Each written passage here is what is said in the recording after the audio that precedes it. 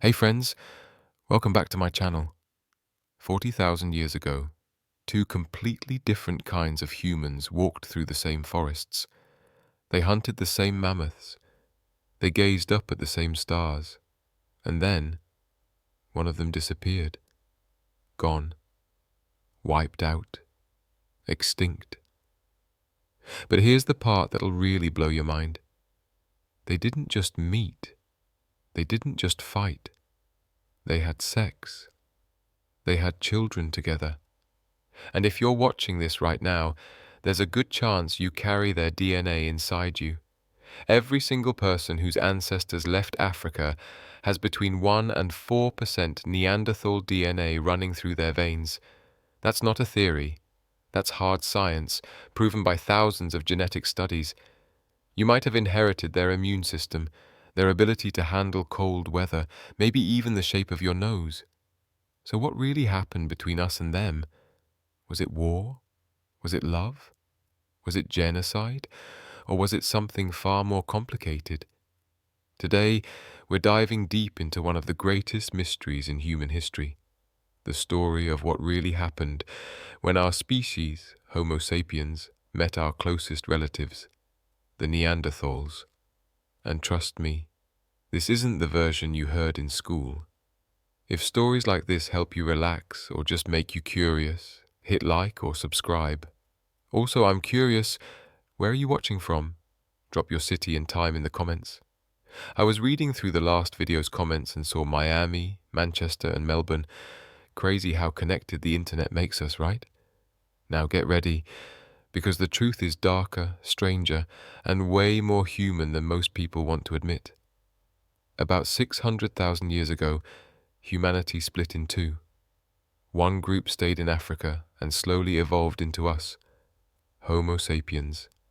The other group moved north and east, spreading across Europe and Asia. Over hundreds of thousands of years, they adapted to the harsh Ice Age climates. Their bodies changed, their brains grew, they became Neanderthals. Now, picture the Neanderthals for a moment. Forget everything you think you know. Forget that hunched-over caveman with a club. That image is nonsense. It came from a single skeleton of an old man who had arthritis. Back in 1908, scientists saw his bent spine and assumed all Neanderthals looked like that. They were wrong. Real Neanderthals were absolute powerhouses, built like professional wrestlers. The average male stood about 5 feet 5 inches and weighed around 185 pounds, but it was almost all muscle. Archaeological studies of their bones show massive muscle attachments, the kind that would make any bodybuilder jealous. Scientists estimate that the strongest Neanderthals could lift more than half a ton. Their arm bones were so thick and dense you could probably use them as weapons. And here's what's really wild. Their brains were bigger than ours. Not just proportionally, literally larger. The average Neanderthal brain measured around 1,600 cubic centimeters. Modern humans average about 1,350. The largest Neanderthal brain ever found, belonging to a man nicknamed Amud I, measured a staggering 1,736 cubic centimeters. That's one of the biggest human brains ever recorded. Does that mean they were smarter than us? Not exactly. Brain size isn't everything. It's how the brain is wired that matters. And the Neanderthal brain was shaped very differently. They had massive visual processing areas in the backs of their skulls. Makes sense, right? They lived in higher latitudes where winters were long, dark, and brutal. They needed sharp vision to see in low light, to hunt at dawn, to track prey at dusk. But all that brain space devoted to vision meant there was less room for other things, like the frontal regions where modern humans handle complex social interactions, abstract thinking, and long-term planning. Those parts of the brain were smaller in Neanderthals. They were intelligent, no question, but their intelligence worked differently from ours. Their bodies were designed for strength and survival in the cold, short limbs to conserve heat, barrel-shaped chests with expanded rib cages that housed enormous lungs. They could inhale huge amounts of oxygen to power their muscles, and those muscles weren't like ours either. They had more fast-twitch fibers built for explosive bursts of strength rather than endurance.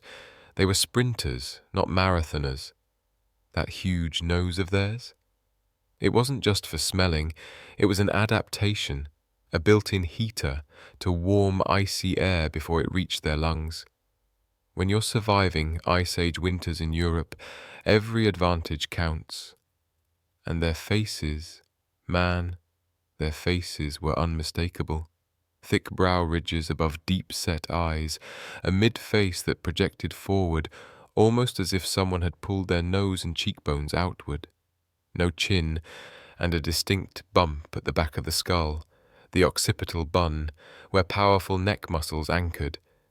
They looked different from us, but not alien, more like a rugged cousin you'd recognize at a family reunion. These people survived for over 300,000 years in some of the harshest environments on Earth. They lived through multiple ice ages. They hunted woolly mammoths, woolly rhinos, and cave bears, animals that could kill you in seconds if you slipped up once. And they weren't dumb brutes. They were smart, strategic hunters. Neanderthals developed a sophisticated stone tool tradition known as the Mysterian industry. At its heart was something called the Levallois technique. Picture this. You take a stone core and carefully shape it from all sides, like you're sculpting it. You prepare it, and then, with one precise strike, you knock off a flake that's already the perfect shape for your purpose. No guesswork, no trial and error. That takes real planning. You have to visualize the final tool before you even start. That's abstract thinking in action. They crafted specialized tools for specific tasks. Scrapers for cleaning hides, points for spear tips, knives for butchering, and awls for punching holes in leather. Some toolkits had up to 40 different types of implements, each one designed with purpose and precision. And here's something that'll make you respect them even more. They cared for each other. Archaeologists have found Neanderthal skeletons showing severe injuries that had healed. One man from Shanidar Cave in Iraq was struck in the head as a child. The blow blinded his left eye and paralyzed the right side of his body. His right arm withered away, but he lived into his 40s. Someone had to feed him, protect him, and look after him for decades. That's not instinct, that's compassion. They buried their dead. No other species before them had ever done that. At La Ferracier in France, archaeologists found a rock shelter where several Neanderthals had been carefully laid to rest. Some graves had stone tools placed beside the body, others had animal bones. And in Shanidar Cave, one burial even contained traces of pollen, suggesting that flowers might have been placed on the grave. Did they believe in an afterlife? We can't know. But one thing's clear. They felt something for their dead. They marked the moment. They made it ritual. Neanderthals even created art, or at least probably did. In caves across Spain, archaeologists discovered red hand stencils and geometric shapes painted on the walls more than 65,000 years ago, long before modern humans even reached Europe. If Neanderthals made those paintings, and the dating suggests they did, then they were capable of symbolic thought, abstract expression, and art, all on their own. So no, these weren't mindless cavemen. They were people, different from us, sure, but people nonetheless. And then, around 60,000 years ago, everything changed. Modern humans, Homo sapiens, began leaving Africa, not in a trickle, but in waves. Thousands pushed north into the Middle East, then spread east into Asia and west into Europe, Neanderthal territory.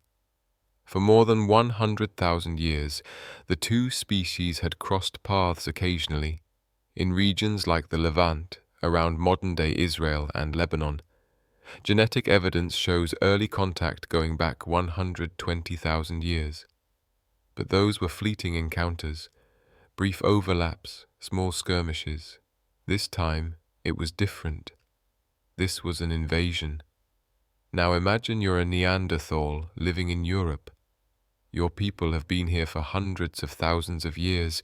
You know every valley, every cave, every migration route of the herds you hunt. This is your home. And then strangers appear. They look different, taller, slimmer, with flatter faces and noticeable chins. They speak a language you can't understand. They wield strange weapons you've never seen before. They travel in larger groups than you've ever encountered. What do you do? The archaeological record gives us clues, and they're not comforting. Across Europe and the Middle East, archaeologists have uncovered sites where the bones of both species lie in the same layers. They definitely occupied the same places, at least for a while. But were they peaceful neighbors, trading partners, or enemies? Here's where it gets dark. There's evidence of violence, not a lot, but enough to matter. A Neanderthal skull from Saint-Césaire in France shows a healed fracture from a sharp blow to the head. Someone hit that person hard enough to crack their skull. They survived, but barely. Even more chilling, a rib bone from Shanidar Cave. It belonged to a Neanderthal who lived about 50,000 years ago. Embedded in that rib was a wound consistent with being pierced by a projectile weapon, a thrown spear, or one launched with a spear thrower. That's the kind of weapon modern humans had mastered, and Neanderthals never did. The wound began to heal, but analysis suggests the victim died within weeks, probably from lung damage caused by the puncture. So we have what looks like solid evidence that a modern human killed a Neanderthal with advanced weapons. Is that proof of war? Not yet. It's one case, one wound, but it makes you wonder. Researchers have compared trauma rates in Neanderthal and early modern human skeletons. Surprisingly, both species show similar patterns of injuries. Broken bones, skull fractures, signs of close-range combat. Life was violent for everyone back then. Hunting megafauna with primitive weapons was incredibly dangerous. But here's the interesting part. The types of injuries are slightly different. Neanderthals show more trauma consistent with close-quarters fighting, being gored at arm's length, or wrestling an animal to the ground and taking the hit head-on. Modern humans show a different pattern, more long-distance injuries, more projectile wounds. That makes sense because we developed throwing weapons, spear throwers called atlatls, that could launch darts at nearly 70 miles per hour from 30 yards away. We could kill from a distance. In a fight between Neanderthals and modern humans, that's a massive advantage. Neanderthals were stronger, tougher, built like tanks. In hand-to-hand combat, they'd probably win. But if modern humans attacked from range, using hit-and-run tactics and staying mobile, the fight would start to tip in our favor. And there's another major difference, group size. Genetic studies show Neanderthal populations were small and scattered. They lived in bands of maybe 10 to 20 individuals, with limited contact between groups, low genetic diversity, even some inbreeding. Modern humans, meanwhile, traveled in much larger groups, 30, 50, sometimes even 100 people. We had more complex social structures, better communication, and wider trade networks. If conflict broke out, we could likely field more fighters. So if there was war, and that's a big if, modern humans had both the numbers and the technology. But war alone doesn't explain everything, because the genetics tell a very different story. DNA taken from Neanderthal bones and modern humans reveals something shocking. The two species interbred, and quite often, new research published in 2024 narrowed the timeline. The main period of interbreeding happened between 47,000 and 43,000 years ago, not earlier, not later. A specific window when Neanderthals and modern humans lived side by side and had hybrid children. Every person alive today with ancestry outside sub-Saharan Africa carries Neanderthal DNA. The percentage varies. East Asians have around 2 to 3%, Europeans about 1 to 2%, and people from Southeast Asia slightly less. But everyone has some. That means Neanderthal genes entered the modern human gene pool and stayed. And here's the strange part. There's almost no evidence of modern human genes flowing back into Neanderthal populations. It was a one-way exchange. Scientists have theories about why. Maybe hybrid children born to Neanderthal mothers didn't survive as well. Maybe they were raised in Neanderthal groups that later went extinct. Or maybe, and this is darker, perhaps modern human women had children with Neanderthal men, but not the other way around. Some of the Neanderthal genes we carry turned out to be vital. They help regulate our immune systems, allowing us to fight off diseases. They affect metabolism, how we process fat and cholesterol. Others influence skin and hair color. There's even evidence some Neanderthal genes impact brain structure, though scientists still don't fully understand how. In many cases, Neanderthal DNA helped modern humans adapt to new environments faster. We inherited traits for cold weather survival, local immunity, and resilience to regional diseases, traits that made living in Europe and Asia easier. But not all Neanderthal DNA was helpful. Over thousands of years, natural selection filtered it out. Today, even though all non-Africans have Neanderthal ancestry, the actual amount of Neanderthal DNA in any one person is small. So what does all this interbreeding tell us? It shows that Neanderthals and modern humans weren't completely separate species. They could produce fertile offspring. Their genes could mix. And that changes everything. Imagine what it must have looked like.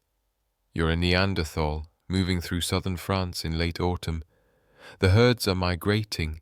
You know their routes. Your people have hunted them for generations. You reach the valley where you always camp. There's a good rock shelter, fresh water, and ancient carvings from your ancestors. But when you arrive, you see smoke rising. Strange voices echo off the cliffs. You approach, and there they are, tall, thin people with unfamiliar faces. They've taken your shelter. What happens next? Maybe you fight, maybe you trade, or maybe, if you're desperate, curious, or just human, something else happens. The genetics suggest it happened often enough for the DNA to persist. We're talking about thousands of successful breeding events over thousands of years, not a few isolated encounters, but sustained contact. And here's where things get truly interesting. While all this was happening, Neanderthal numbers were collapsing. Genetic data shows they were never very numerous, maybe 10,000 to 70,000 individuals at their peak. Compare that to modern human populations that likely numbered in the hundreds of thousands. Small populations are fragile. One harsh winter could wipe out entire groups. One disease outbreak could devastate a whole region. Neanderthals also showed signs of inbreeding, low genetic diversity, which meant they couldn't adapt quickly to new challenges. And the challenges came fast. Between 50,000 and 30,000 years ago, the climate was wildly unstable. Massive temperature swings, shifting vegetation, advancing and retreating ice sheets. The animals Neanderthals relied on, those great Ice Age beasts, were struggling too. Some scientists think climate change alone might have pushed Neanderthals to the brink. But that doesn't explain why modern humans thrived under the same conditions. We expanded during those same climatic swings. That's where competition comes in. Modern humans had advantages beyond weapons. We hunted more efficiently, used nets and traps, fished with hooks and spears, and gathered a wider variety of plants. Our diet was more diverse. Archaeological sites show we had trade networks spanning hundreds of miles, shell beads from the Mediterranean turning up in Central Europe, flint from distant regions used far from its source. That kind of long-distance exchange meant we could survive local shortages by trading with others. Neanderthals traded too, but on a much smaller scale. Most of their tools were made from materials found only a few miles away. Their networks were smaller, more isolated. That isolation may have sealed their fate. Another idea gaining attention is disease. Modern humans evolved in Africa, the most pathogen-rich environment on Earth. Our ancestors' immune systems were battle-hardened against countless microbes. When we spread north, we brought those diseases with us. Neanderthals had never faced them before. no immunity, no resistance. It may have been like what happened when Europeans reached the Americas. Native populations, isolated for thousands of years, were devastated by smallpox and measles, sometimes losing 90% of their people. Could the same thing have happened to Neanderthals? Mathematical models say yes, disease could absolutely have been a major factor. When two populations separated for hundreds of thousands of years suddenly meet, disease exchange is inevitable. And if one population carries a heavier tropical disease load, it's a weapon far deadlier than any spear. The models reveal something else too. At first, when Neanderthals and modern humans met, there would have been a disease barrier. Both groups vulnerable to each other's pathogens. Entering each other's territory could have been suicide. That might explain why it took so long for modern humans to move deep into Europe. We reached the Middle East over 100,000 years ago, but didn't fully expand into Europe until around 45,000 years ago.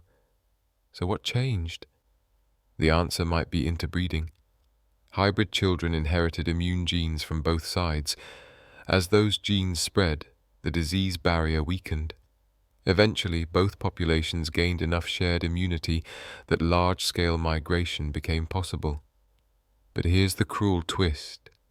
If modern humans carried more diseases to begin with, we'd reach that tipping point first. We'd be able to move into Neanderthal territory while they were still vulnerable to our pathogens. And once we did, we would have overwhelmed them, not with spears, but with microbes. They couldn't fight that. It's a dark thought, the idea that we might have accidentally wiped out our closest relatives with diseases we didn't even know we carried. But it fits the timeline. Modern humans spread into Europe around 45,000 years ago, and within just 5,000 years, Neanderthals were gone. That's not a long time in evolutionary terms. Something dramatic must have happened. Could violence have played a role? Maybe. Probably. There's limited but compelling evidence. Remember, territorial warfare is common among social predators. Lions fight over territory. Wolves defend their hunting grounds to the death. Chimpanzees, our closest living relatives, wage organized wars against neighboring groups. They patrol borders, launch coordinated attacks, kill rivals, and take their territory. So why would humans be any different? Neanderthals were apex predators too. They sat at the top of the food chain. Nothing hunted them, except perhaps cave hyenas or lions, and even they likely avoided healthy adult Neanderthals. So if their populations grew too large for local resources, conflict between neighboring groups would have been inevitable.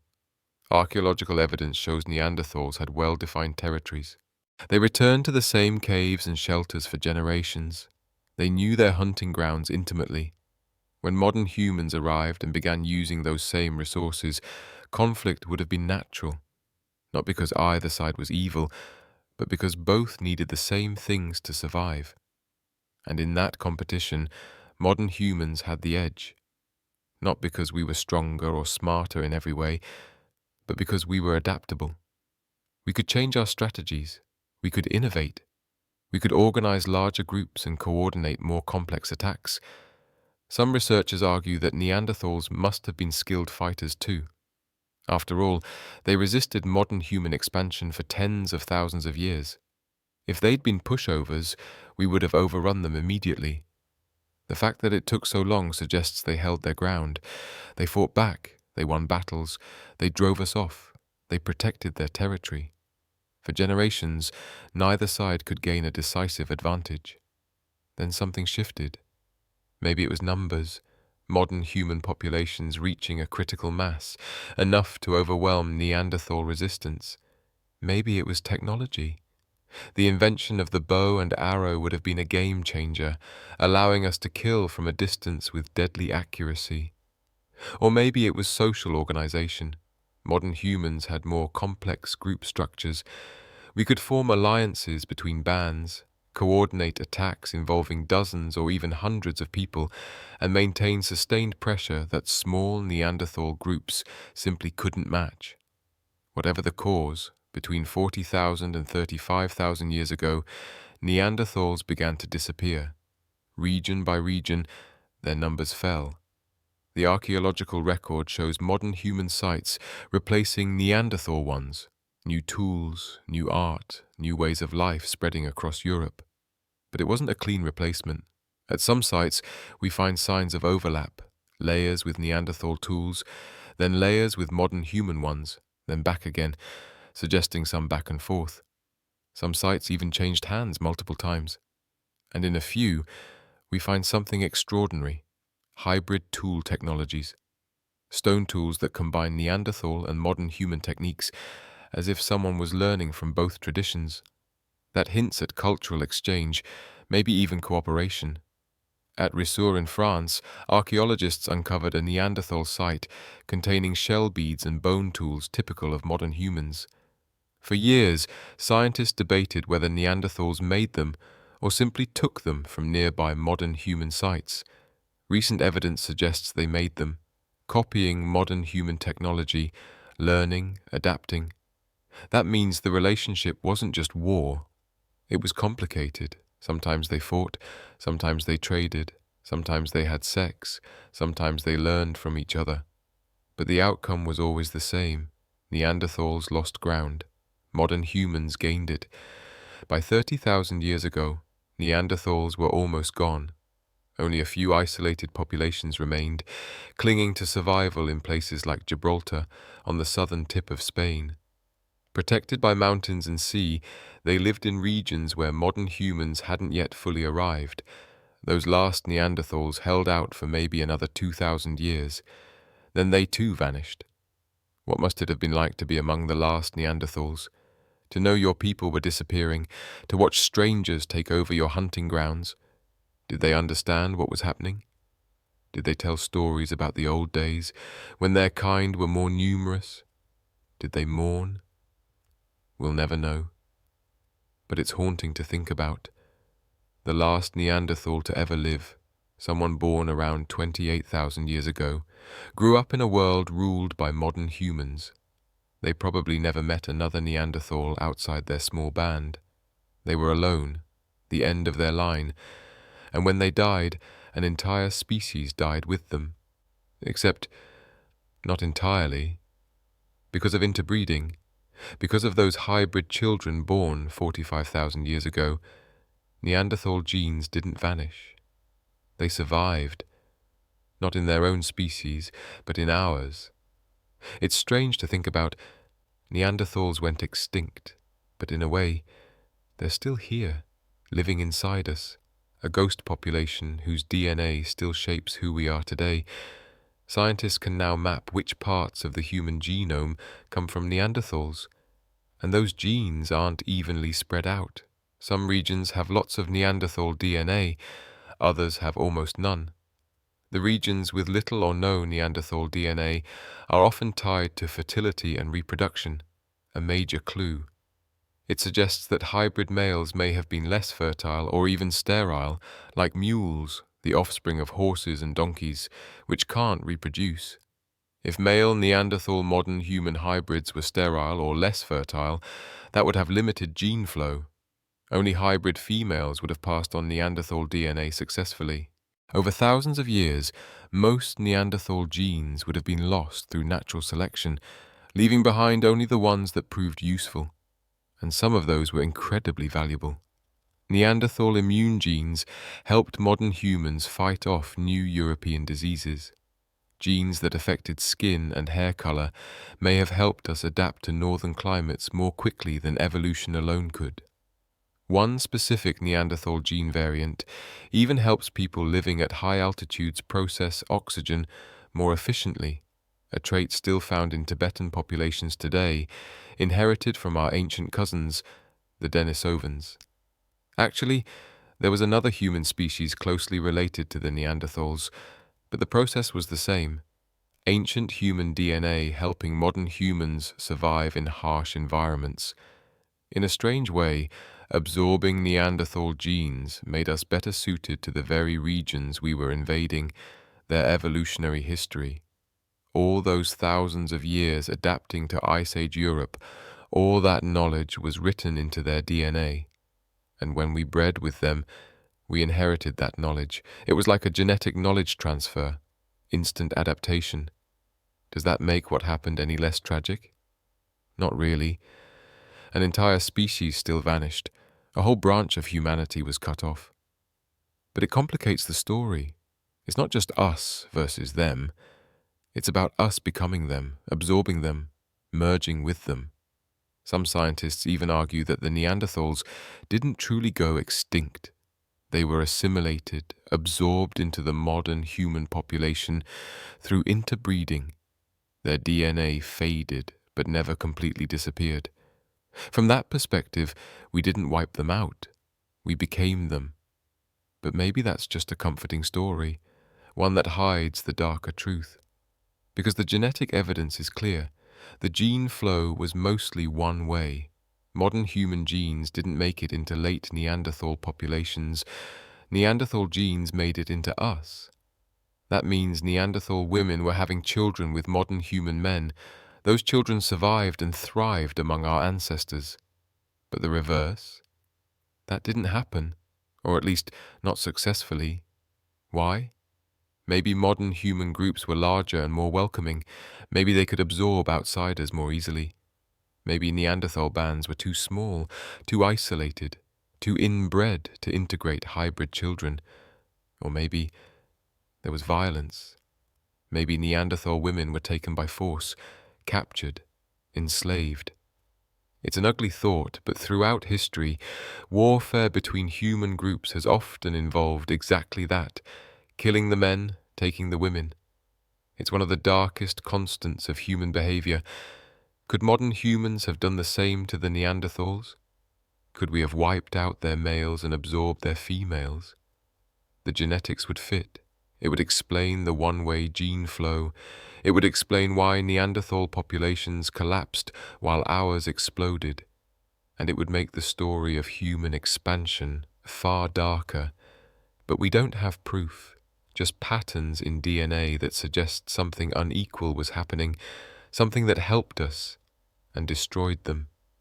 Whatever the details, the result was total. Within 10,000 years of sustained contact, the Neanderthals were gone, an entire human species erased from the earth. Modern humans, meanwhile, went on to dominate the planet, spreading to every continent, inventing agriculture, building civilizations, even reaching the moon. Everything that's ever happened in human history only happened because we survived, and they didn't. But before we call it a simple story of winners and losers, let's look closer, because science keeps finding things that mess with that story. In 2024, researchers published a groundbreaking study. They sequenced the genomes of Neanderthals who lived about 45,000 years ago, right during the overlap period, and found something no one expected. These Neanderthals had genes for low-light vision, cold weather adaptations, stronger immune systems, all things we'd expect. But they also had something else, genes related to brain development that looked more like ours than earlier Neanderthals. In other words, they were evolving, adapting, changing, not just to their environment, but possibly in response to us. That's not a dumb animal fading away. That's a species fighting to survive, using every evolutionary tool it had. But here's the tragedy. Evolution is slow. It takes thousands of generations to make real change. And Neanderthals didn't have that time. They had maybe 200 generations between first contact and extinction. Not nearly enough. Now let's talk about their culture, because this part hits hard. These weren't mindless brutes. They had rich, complex lives. Archaeologists at Bruniquel Cave in France discovered something astonishing. Deep inside the cave, more than 1,000 feet from the entrance, they found circular structures made from broken stalagmites. 2 carefully built rings, organized, deliberate, purposeful. They were dated to 176,000 years ago, long before modern humans ever reached Europe. Only Neanderthals were there. Why did they build these? Meeting places? Ritual sites? We don't know. But someone spent hours in total darkness, breaking off stalagmites and arranging them in geometric shapes. That's abstract thought, symbolic behavior, purpose beyond survival. At other sites, we found even more signs of Neanderthal culture. They used pigments, red ochre, black manganese, ground into powder and applied to shells, bones, maybe even their own skin. Why? Decoration? Ritual? Communication? We can't say for sure, but one thing's clear. They cared about more than food and shelter. They wanted beauty. They wanted identity. They wanted meaning. That's deeply human. And then comes the question of language. Did Neanderthals talk? Could they share complex ideas? For a long time, scientists said no. Their anatomy and brains supposedly couldn't handle speech. But DNA evidence changed that. Neanderthals had the same version of the FOXP2 gene that modern humans do, the gene tied to language and speech. Mutations in that gene cause severe speech issues in us. So if Neanderthals had it, they almost certainly could speak. Maybe not as complexly as we do, maybe with a smaller vocal range, but they had language. They could communicate. What did they talk about? What stories did they tell? What names did they give themselves? We'll never know. And that's heartbreaking. An entire language, spoken for thousands of years by tens of thousands of people, is gone. Not a single word remains. When you think about that, their extinction becomes more than a biological event. It's a cultural genocide, the loss of an entire way of seeing the world. Every Neanderthal who ever lived had thoughts, dreams, fears, loves. They watched sunsets. They mourned their dead. They probably laughed. They definitely suffered. And we, Homo sapiens, we were the reason they disappeared. Whether through violence, disease, or competition, we pushed them into extinction. That's a hard truth to sit with, but it matters, because it reveals something about who we are, about what we're capable of. We like to think we're special, that we're different from other species, moral, ethical, capable of empathy. But when it came down to survival, when it was us versus them, we didn't hesitate. We took what we wanted. We pushed into their lands. We outcompeted them for resources. And when they couldn't keep up, we let them die. Some of us had sex with them along the way. Some of those encounters were probably consensual. Some definitely weren't. And then we forgot about them. For thousands of years, we had no idea they'd ever existed. Until 1856, when workers in Germany discovered strange bones in a cave, bones that didn't quite look human, but weren't animal either. That discovery changed everything. Suddenly we had to face the truth. We weren't alone. Other intelligent species had once walked the earth. We had shared the planet with relatives we helped destroy. And the more we learn about Neanderthals, the more human they seem, and the more their extinction starts to look like something we should feel guilty about. But guilt doesn't change the past. They're still gone. We're still here. So what does that say about us?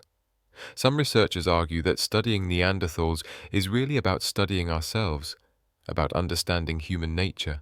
That capacity for violence, for genocide, for erasing the other, it's always been part of who we are. Throughout history, humans have committed atrocities against other human groups, different tribes, ethnicities, religions. We've enslaved, massacred, and tried to wipe one another out. If we could do that to our own species, doing it to another, even one closely related, would have been easy. The Neanderthal extinction might have been the first genocide in human history, but it definitely wasn't the last. It's a dark lens to view the past through, but maybe it's necessary. Maybe understanding what happened 40,000 years ago can help us avoid repeating the same patterns now. Because here's the thing, humans today are incredibly diverse, genetically, culturally, linguistically, but we're still just one species, Homo sapiens. There are no Neanderthals left to compete with, no Denisovans, no Homo erectus. We're alone, the only human species left. And that loneliness, that's on us. Now, let's flip the script for a second, because there's another way to see this story, a less dark interpretation. Maybe what happened wasn't genocide. Maybe it was merger, integration, two species coming together to form something new. Think about it. Modern humans today aren't purely Homo sapiens. We're hybrids, a blend of African Homo sapiens and Eurasian Neanderthals, with a trace of Denisovan in some populations. We are literally the product of interspecies mixing. Our DNA is the record of tens of thousands of encounters between different kinds of humans, some violent, yes, but not all. Some must have been peaceful. Some must have been built on genuine connection. Because you can't maintain gene flow over thousands of years through violence alone. At some point, hybrid children had to be accepted, raised, integrated into families and communities. That takes tolerance. It takes openness to difference. It takes seeing beyond appearance and recognizing shared humanity. So maybe the story isn't that we destroyed them. Maybe it's that we absorbed them, made them part of us, preserved the best of their genes and carried them forward. From that view, the Neanderthals didn't vanish. They transformed. They merged with a larger, more successful population. It's still sad, of course. We lost their unique culture, their perspective, their way of life. But at least something of them endured. You can even see that in the genetic data. Some Neanderthal genes are incredibly common in modern populations, not just present, but actively favored by natural selection. Take immune system genes, for example. When early humans migrated into Europe and Asia, they faced new diseases, pathogens they'd never encountered in Africa. Neanderthals had already been dealing with those threats for hundreds of thousands of years. They'd evolved resistances. By breeding with Neanderthals, modern humans instantly gained those defenses. It was like downloading antivirus software. Suddenly, we could survive in environments that would have killed us otherwise. That's not genocide, that's synergy. Two species combining strengths to become more adaptable than either was alone. The same thing happened with genes for cold weather survival, skin tone, hair thickness, metabolism. Neanderthals were built for Ice Age Europe. Modern humans weren't. But their hybrid descendants got the best of both worlds.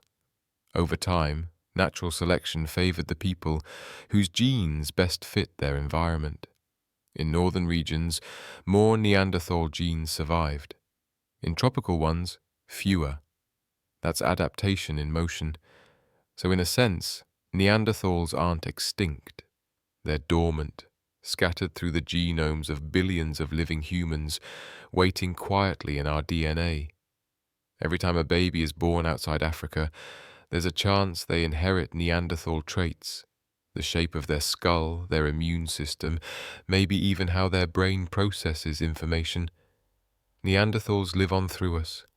We're their descendants just as much as we're descended from early African humans. That reframes the story entirely. It's not just extinction, it's evolution. Not an ending, but a transformation. But even that gentler version has its limits, because the archaeological record is clear.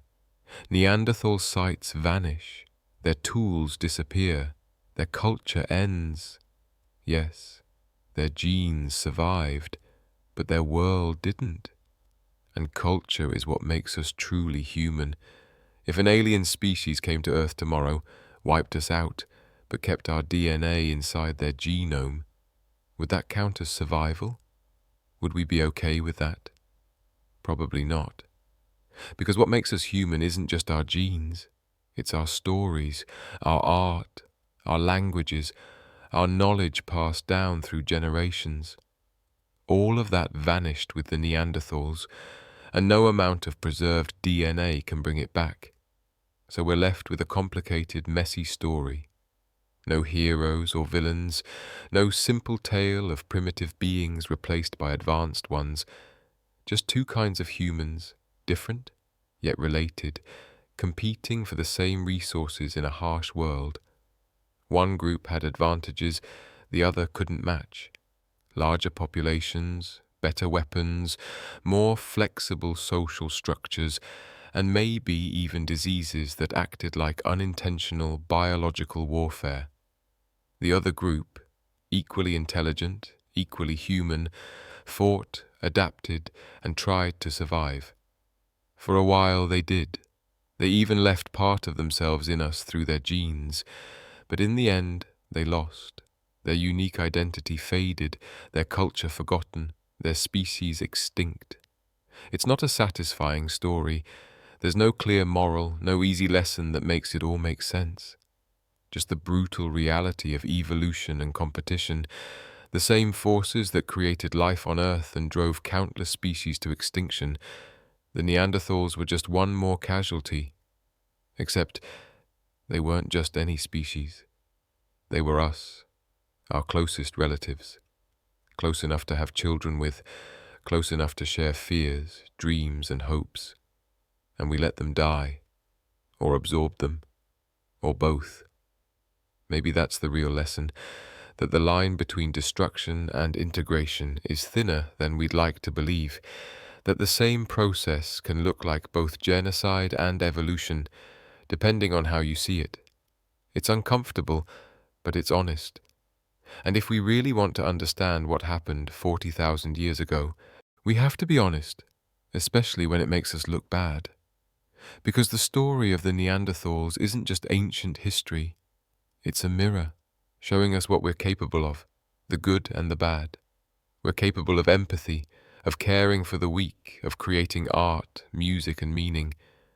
But we're also capable of terrible violence, of seeing others as less than human, of taking what we want regardless of the cost. Those two sides of our nature have been with us from the beginning, even before we were fully Homo sapiens, back when we shared the earth with our Neanderthal cousins. And they're still with us today. So when we ask what really happened between them and us, maybe the answer is simply this. We were human, in all the complex, contradictory, beautiful, and terrible ways that word implies. There's a moment in this story that changes everything, a specific time and place where the balance of power shifted for good. Scientists believe they found it.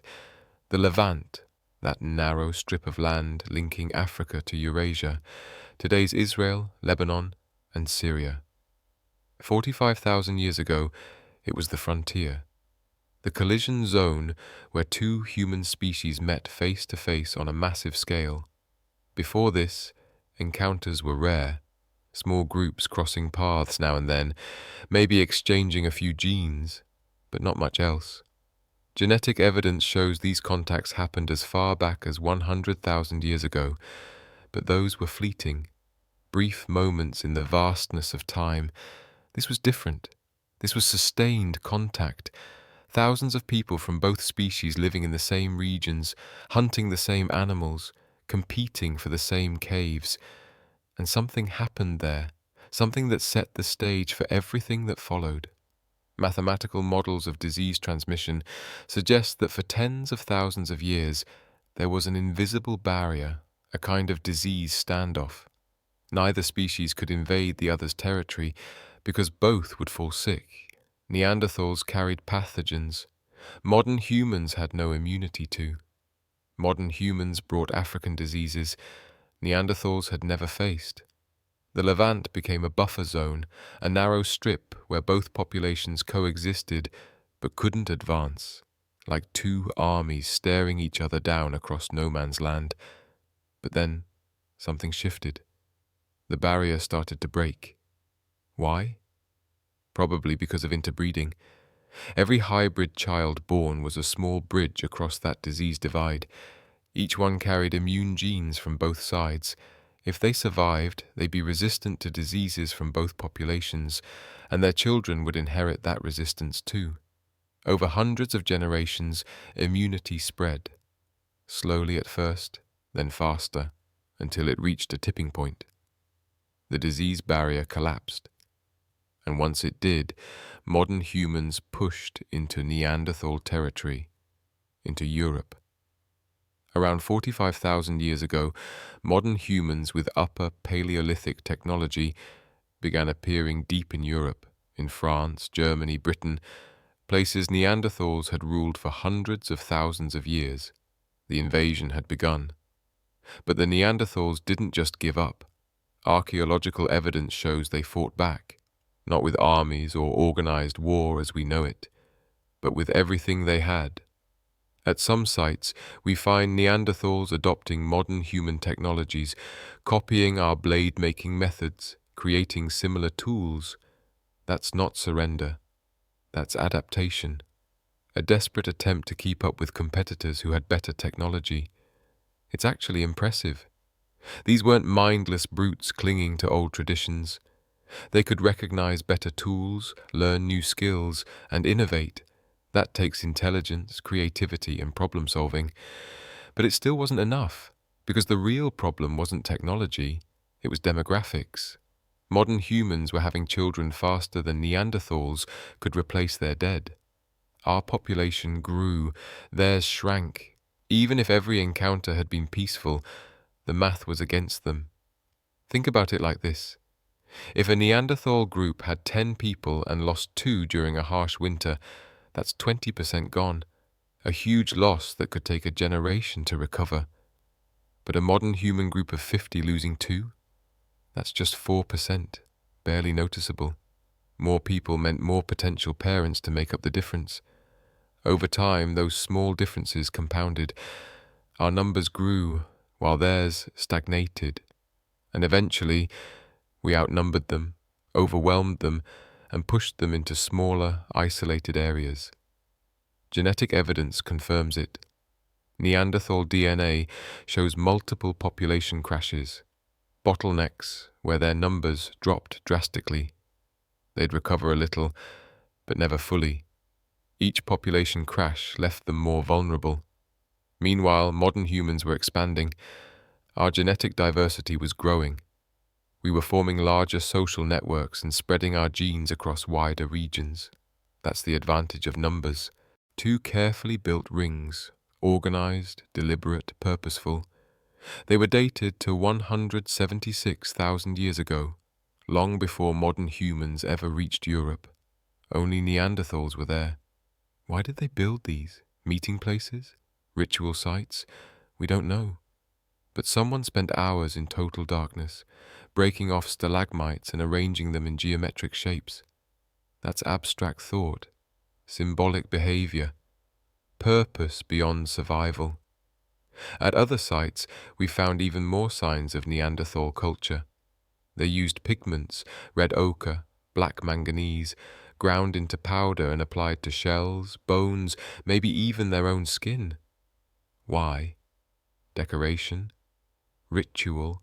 Communication? We can't say for sure, but one thing's clear. They cared about more than food and shelter. They wanted beauty. They wanted identity. They wanted meaning. That's deeply human. And then comes the question of language. Did Neanderthals talk? Could they share complex ideas? For a long time, scientists said no. Their anatomy and brains supposedly couldn't handle speech. But DNA evidence changed that. Neanderthals had the same version of the FOXP2 gene that modern humans do, the gene tied to language and speech. Mutations in that gene cause severe speech issues in us. So if Neanderthals had it, they almost certainly could speak. Maybe not as complexly as we do, maybe with a smaller vocal range, but they had language. They could communicate. What did they talk about? What stories did they tell? What names did they give themselves? We'll never know. And that's heartbreaking. An entire language, spoken for thousands of years by tens of thousands of people, is gone. Not a single word remains. When you think about that, their extinction becomes more than a biological event. It's a cultural genocide. the loss of an entire way of seeing the world. Every Neanderthal who ever lived had thoughts, dreams, fears, loves. They watched sunsets. They mourned their dead. They probably laughed. They definitely suffered. And we, Homo sapiens, we were the reason they disappeared. Whether through violence, disease, or competition, we pushed them into extinction. That's a hard truth to sit with, but it matters, because it reveals something about who we are, about what we're capable of. We like to think we're special, that we're different from other species, moral, ethical, capable of empathy. But when it came down to survival, when it was us versus them, we didn't hesitate. We took what we wanted. We pushed into their lands. We outcompeted them for resources. And when they couldn't keep up, we let them die. Some of us had sex with them along the way. Some of those encounters were probably consensual. Some definitely weren't. And then we forgot about them. For thousands of years, we had no idea they'd ever existed. Until 1856, when workers in Germany discovered strange bones in a cave, bones that didn't quite look human, but weren't animal either. That discovery changed everything. Suddenly we had to face the truth. We weren't alone. Other intelligent species had once walked the earth. We had shared the planet with relatives we helped destroy. And the more we learn about Neanderthals, the more human they seem, and the more their extinction starts to look like something we should feel guilty about. But guilt doesn't change the past. They're still gone. We're still here. So what does that say about us? Some researchers argue that studying Neanderthals is really about studying ourselves, about understanding human nature. That capacity for violence, for genocide, for erasing the other, it's always been part of who we are. Throughout history, humans have committed atrocities against other human groups, different tribes, ethnicities, religions. We've enslaved, massacred, and tried to wipe one another out. If we could do that to our own species, doing it to another, even one closely related, would have been easy. The Neanderthal extinction might have been the first genocide in human history, but it definitely wasn't the last. It's a dark lens to view the past through, but maybe it's necessary. Maybe understanding what happened 40,000 years ago can help us avoid repeating the same patterns now. Because here's the thing, humans today are incredibly diverse, genetically, culturally, linguistically, but we're still just one species, Homo sapiens. There are no Neanderthals left to compete with, no Denisovans, no Homo erectus. We're alone, the only human species left. And that loneliness, that's on us. Now, let's flip the script for a second, because there's another way to see this story, a less dark interpretation. Maybe what happened wasn't genocide. Maybe it was merger, integration, two species coming together to form something new. Think about it. Modern humans today aren't purely Homo sapiens. We're hybrids, a blend of African Homo sapiens and Eurasian Neanderthals, with a trace of Denisovan in some populations. Fewer bands, longer distances between groups, harder to find mates. Did they understand what was happening? Did they have a concept for extinction, for the death of an entire species? We'll never know. But it's a haunting thought. The last generation of Neanderthals watching their world grow smaller, knowing on some level that they were the end of the line. And what about us? The modern humans who were there. Did we know we were witnessing the death of another kind of human? Probably not. To them, Neanderthals were just other people. Different, sure, but people nonetheless. They likely didn't even have a concept of species in the modern scientific sense. They just saw those other people becoming scarce, disappearing from the land they used to share, until they were gone. Maybe they told stories about them afterward, tales of the strange people with heavy brows and powerful builds, the ones who used to live here but don't anymore. If such stories existed, they didn't survive. No oral tradition can last 40,000 years. Everything about the Neanderthals was forgotten until we dug up their bones. But for a while in those final centuries of overlap, both species lived side by side. They saw each other, knew each other, maybe even cared for each other. Some definitely had sex. Those encounters, whether consensual or not, created children who carried both species' DNA. They're the reason we even know Neanderthals existed at all, beyond the fossils. Without that genetic evidence, we might have assumed Neanderthals were simply another population of humans, not a separate species. But the DNA doesn't lie. The differences are too deep, too consistent. These were distinct evolutionary lineages, separated for hundreds of thousands of years, yet still similar enough to produce viable offspring. That's the paradox at the heart of this story. Different enough to be separate species, yet similar enough to mix. So where do you draw the line? When does variation within a species become the birth of a new one? There's no clear answer. Biology doesn't work in clean categories. Evolution doesn't care about the boxes we try to put it in.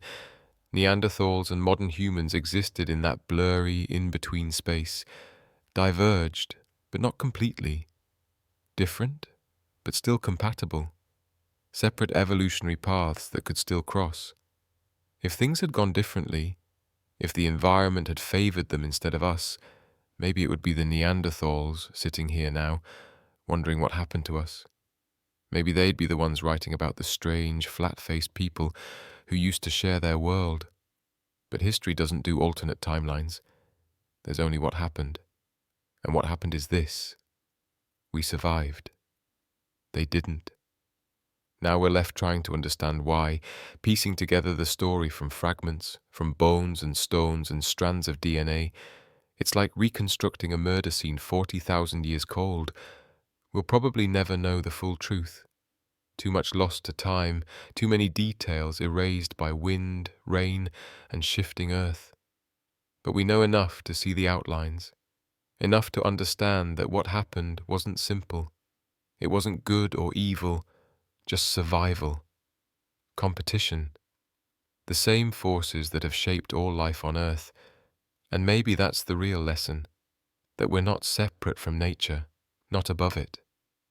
We're products of it, subject to the same evolutionary pressures as everything else. We like to think we're special, that morality and culture lift us above the raw struggle for survival. But 40,000 years ago, when it mattered, when life was on the line, we competed just like any other species, and we won. Let's zoom in on one particular moment, one place where that struggle comes into focus. Cizanne, France. 36,000 years ago. A Neanderthal lived and died here. Their bones were found with Châtelperronian tools, a transitional technology that blended Neanderthal and modern human traits. This person's skull shows something chilling, a healed fracture. Someone had struck them in the head hard enough to crack bone. The wound healed, but it left permanent damage. They survived the attack. But here's the question. Who hit them?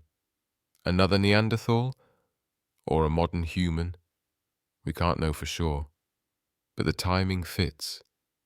This was right when modern humans were pushing into the region, when competition for resources would have been at its fiercest. If it was a modern human who struck that blow, it's a rare glimpse of direct violence between species. Not organized war, not armies, just one desperate moment when two kinds of human met face to face and things turned violent. That's the reality across Ice Age Europe. Not grand battles or campaigns, just countless small conflicts over hunting grounds, caves, water sources. The same petty violence that defines human history, except this time it was between species. Thanks for watching. Wait for next part. Subscribe my channel, please.